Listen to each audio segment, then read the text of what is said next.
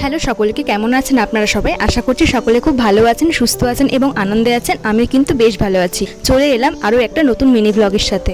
ছেলের সঙ্গে দুপুরবেলায় সময় কাটাচ্ছিলাম যথারীতি প্রতিদিনের মতোই। কয়েকদিন আগে ছেলের বাবা মানে আমার বর আর কি ছেলের জন্য একটা হেলমেট পাঠিয়েছিল। তো এই হেলমেটটা ওকে পরিয়েছিলাম, কিন্তু ও কিছুতেই পরতে চাইছে না। হেলমেটটা এতটাই অস্বস্তিদায়ক হয়ে পড়েছিল ওর জন্য। তো আপনারা এই হেলমেটগুলো বাচ্চাদেরকে অবশ্যই পরিয়ে রাখতে পারেন, যারা আর কি সদ্য দাঁড়ানো শিখছে দেওয়াল ধরে বা চেয়ার ধরে।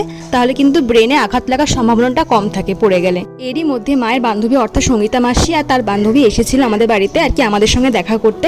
আর পাশে বাড়ি এই ছোট্ট বোনটার জন্মদিন ছিল, তাই কেক, পায়েস, মিষ্টি এগুলো দিয়ে গেছিল। সবাই খুব আশীর্বাদ করবেন যেন ও জীবনে বড় হতে পারে আর ভালো মনের মানুষ তৈরি হতে পারে। কাল ছিল রথযাত্রা, আর পাশে বাড়ি একটা ছোট্ট বোনও সাজিয়েছিল তার রথটাকে। দেখুন কত সুন্দর লাগছে। জয় জগন্নাথ কিন্তু অবশ্যই আপনারা কমেন্ট করে জানাবেন। সকল বন্ধুদের জানাই রথযাত্রার প্রীতি, শুভেচ্ছা ও আন্তরিক অভিনন্দন। আর শেষে জগন্নাথ দেবের প্রসাদকে মিনি ব্লগটা শেষ করলাম। টাটা।